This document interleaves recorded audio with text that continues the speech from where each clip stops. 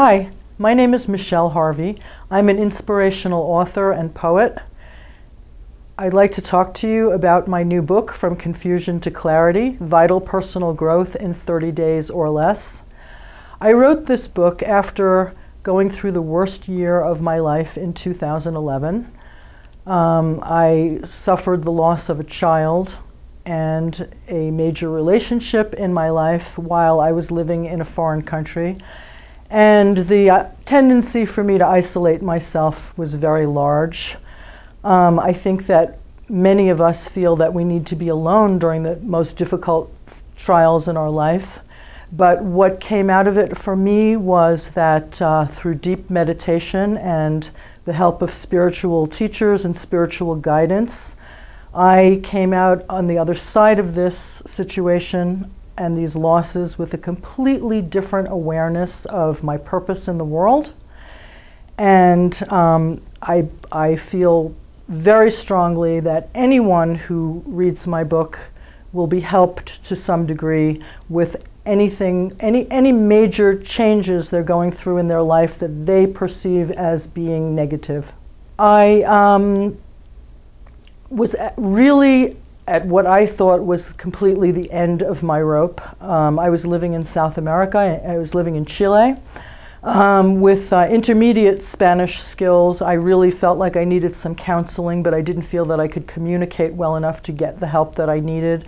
And I honestly became so depressed and withdrawn that I had difficulty even taking care of myself, and I was quite worried. I really thought I wasn't going to make it through the situation at all.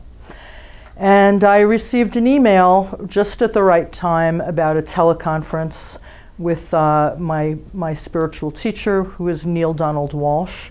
And I attended this teleconference, and basically my life started to shift very dramatically from that point on.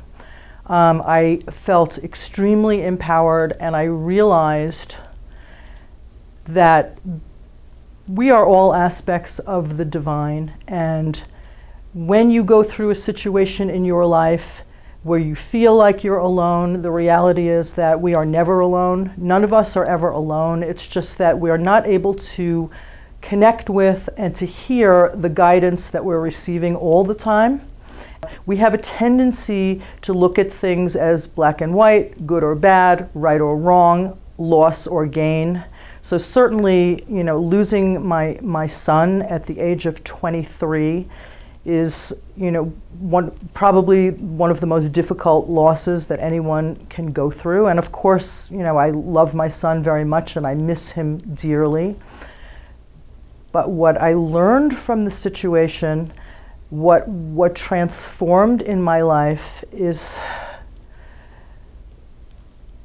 I realized that although he was no longer with me physically, I actually didn't really lose my son. That we don't really lose things that are important to us. We don't really lose anything. What I realized is that basically I had a conversation with God, and I wrote down a question, and then I went into a very deep meditation, which I learned from my teacher, Neale Donald Walsch. And this meditation is one where you write down a question, and then you go into a very deep trance-like state. And then when you come out of that, you write down the answer that you receive. And you may not even think that you received an answer, but you just start writing the first thing that comes to your mind. And so my question was, why was my son, picked for this? Why was my son born with this genetic illness? And the answer I got was in 6 words. And those 6 words were, in his wholeness, he was here. And the answer that I received, I heard this answer in my own voice, but it was in words that I don't use when I speak. And I knew that it was not me playing, I wasn't hallucinating or, what some people might think, because it sounds unusual. But it affected me so deeply, because I realized that, we don't know the agenda of another person's soul. even if that person is intimately close to us. We don't even know the agenda of our own soul.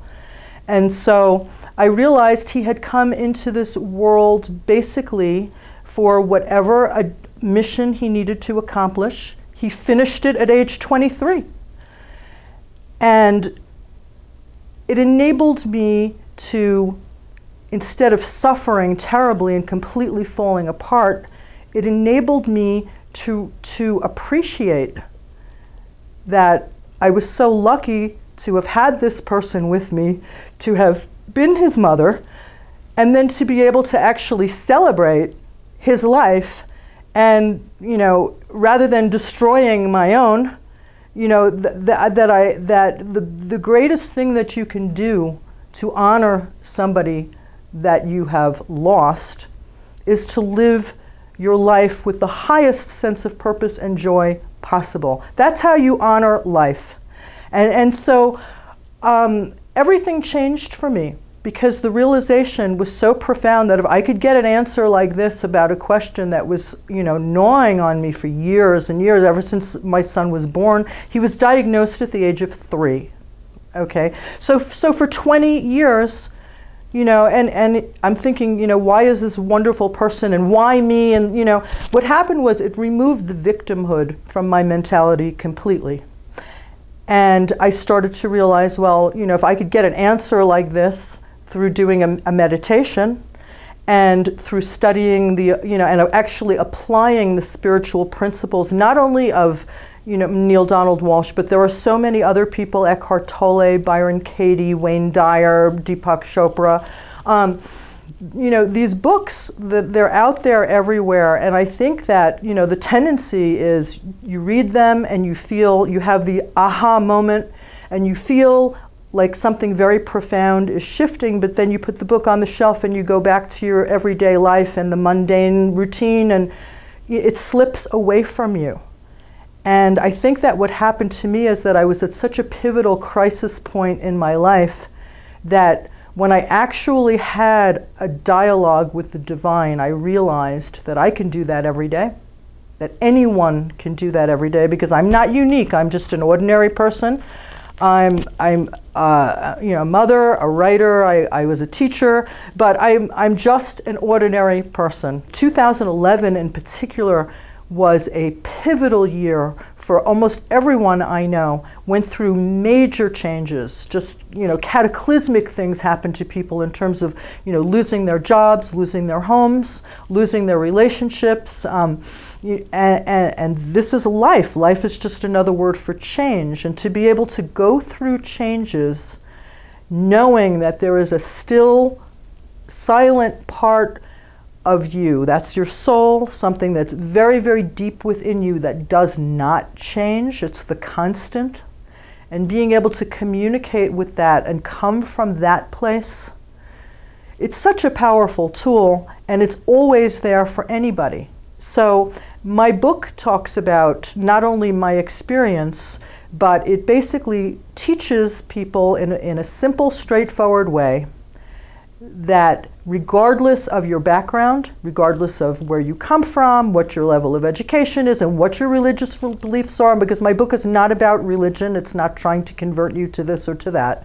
Regardless of what your beliefs are, if you believe that you have a soul, and you may not believe in God, and that's fine. If you believe that there is a higher power, call it the universe, that you are part of that, you are a divine part of the whole aspect of divinity, and you can tap into that, and you can bring it, make it come alive in your own life, and you can use that to become a person of service that helps other people also do the same thing, because anybody can do that. You know, we have a tendency to feel, you know, that it's just when something happens to us, sometimes we feel that we're the only ones that have ever had this experience, and, you know, we can't talk to anyone, or even if you can talk to someone, it's not the same hearing something from someone who's sitting across from you as it is from when it wells up from within you.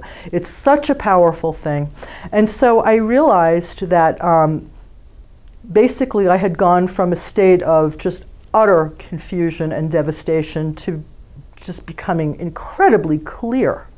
Your soul has the answer to every question you could ever possibly have. You have all the wisdom inside of you already. It's just that nobody, I shouldn't say no one, because I know I'm not the only one who's having these dialogues. There are many people, but there are also many people that are just searching outside. You know, they're searching outside for, you know, the best solution, but they're not going within before they start that search. And basically, when you tap into that changeless part of yourself, then whatever you're searching for on the on the outside actually becomes the thing that's really what's leading you back to your soul.